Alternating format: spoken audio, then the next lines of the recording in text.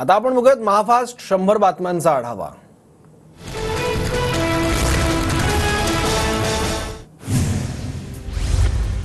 एकनाथ शिंदेच मुख्यमंत्री व्हावे असं साकडं गणरायाला घातलं। दगडूशेठ गणपतीच्या दर्शनानंतर मंत्री शंभूराज देसाईंची प्रतिक्रिया। शंभूराज देसाईंनी जी इच्छा व्यक्त केली ती पूर्ण होणार नाही। ठाकरेच मुख्यमंत्री व्हावेत ही जनतेच्या मनातली इच्छा। अंबादास दानवेंचं प्रत्युत्तर। मुख्यमंत्री माझी लाडकी बहीण योजना असंच म्हणा। लाडकी बहीण योजना शिंदेंनीच आणली, महिला स्पष्ट सांगतात। पत्रकारांच्या प्रश्नावर उत्तर देताना शंभूराज देसाईंचं वक्तव्य। मुख्यमंत्री लाडकी बहीण योजना हेच नाव आहे। योजनेच्या नावाबाबत वेगवेगळ्या स्पष्टीकरणाची गरज नाही। चंद्रशेखर बावनकुळेंचं मत। मविया 170 ते 175 जागा जिंकणार। फडणवीस शिंदे दादाई खासगीत मवियाचा 170 ते 175 हा आकडा देतील, राऊतांचा दावा। संजय राऊतांचं वक्तव्य म्हणजे मुंगेरी लाल के हसीन सपने। दरेकरांची राऊतांच्या वक्तव्यावर प्रतिक्रिया। राहुल गांधींविरोधात भाजपचं राज्यभर आंदोलन सुरू। चंद्रशेखर बावनकुळेंचं अकोल्यात आंदोलन, तर पंकजा मुंडे आणि आशिष शेलार यांचं घाटकोपरमध्ये आंदोलन।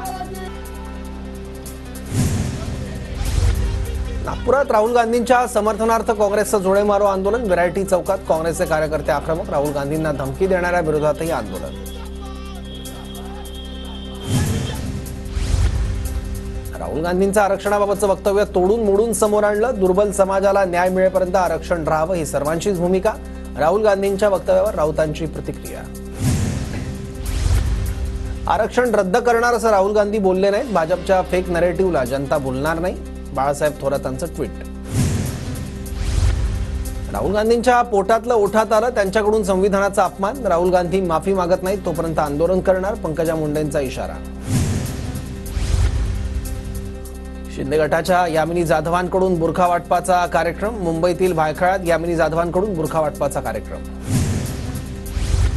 हिरव्या मतांचा विचार करणार नाही म्हणणारे बुरखा वाटप करतायत, सुषमा अंधारेंची टीका। तर लोकसभेला 46,000चा फटका बसल्यावर फक्त मुस्लिम मतांवर डोळा ठेवून हे सुचतंय, किशोरी पेडणेकर यांची यामिनी जाधवांवर टीका। शिवसेना पक्ष एकत्र असतानाही असे अनेक उपक्रम राबवले आहेत, यामिनी जाधव यांचं वक्तव्य। तर माझ्यावर टीका करणाऱ्या सुषमा अंधारे कोण? अंधारे मूळच्या शिवसैनिक आहेत का? बुरखा वाटपानंतरच्या टीकेनंतर यामिनी जाधवांचा सवाल। सुनील केदारांकडून 1,444 कोटी रुपयांची वसुली करण्यासंदर्भात सहकार मंत्र्यांकडून दिरंगाई। आशिष देशमुखांचा मंत्री दिलीप वळसे पाटलांवर गंभीर आरोप। पालकमंत्र्यांना मनोज जरांगेंची रात्री भेट का घ्यावी लागली? बीडचे खासदार बजरंग सोनवणेंचा धनंजय मुंडेंना सवाल। तर शेतकऱ्यांना 3 हेक्टरपर्यंत सरसकट मदत केल्यास पालकमंत्र्यांचा सत्कार करणार, सोनवणेंचं वक्तव्य। अजित पवारांचे समर्थक अनिल राक्षे आणि अमोल कोल्हेंची भेट। अनिल राक्षे खेड आळंदी विधानसभा लढवण्यासाठी इच्छुक। अजितदादांचा आणखी एक मोहरा खासदार डॉक्टर अमोल कोल्हेंच्या गळाला, चर्चांना उधाण।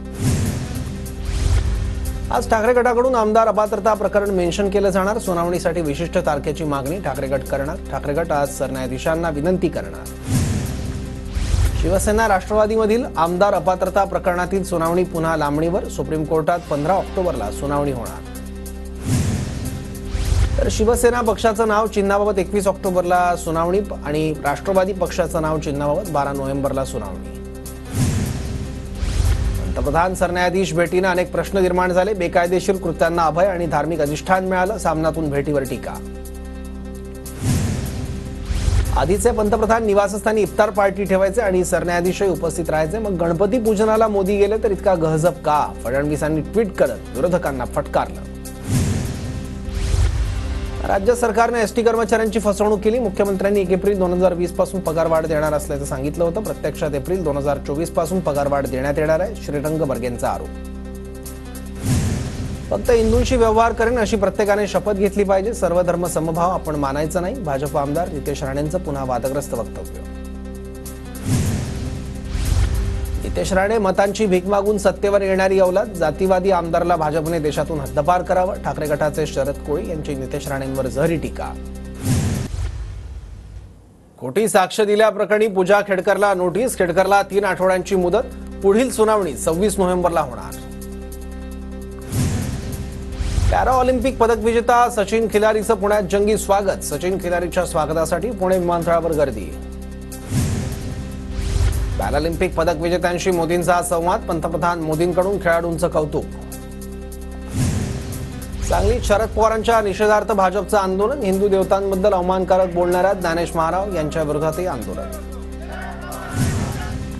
संभाजीनगरच्या कन्नडमध्ये लाडकी बहीण योजनेच्या लाभासाठी फसवणूक. 12 भावांनी महिलेचं छायाचित्र लावून अर्ज भरल्याचं समोर. लाडकी बहीण योजनेत गैरप्रकार करणाऱ्यांच्या चौकशीचे आदेश सर्व जिल्हाध्यक्षांना दिले आहेत. मंत्री शंभूराज देसाईंची माहिती. एसटी महामंडळ 9 वर्षानंतर नफ्यात. ऑगस्ट महिन्यात एसटीला 16,86,61,000 रुपयांचा नफा. एसटीला चांगले दिवस. 31 पैकी 20 विभागांना नफा.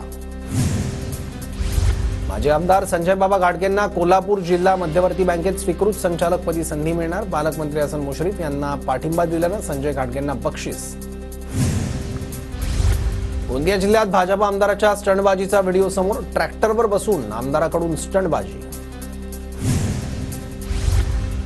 मुंबई बंगळुरू महामार्गालगत राबवण्यात येणाऱ्या झोपडपट्टी पुनर्वसन प्रकल्पाला काही संस्थांचा विरोध. झोपडपट्टी धारकांकडून पोलीस ठाण्यात धाव.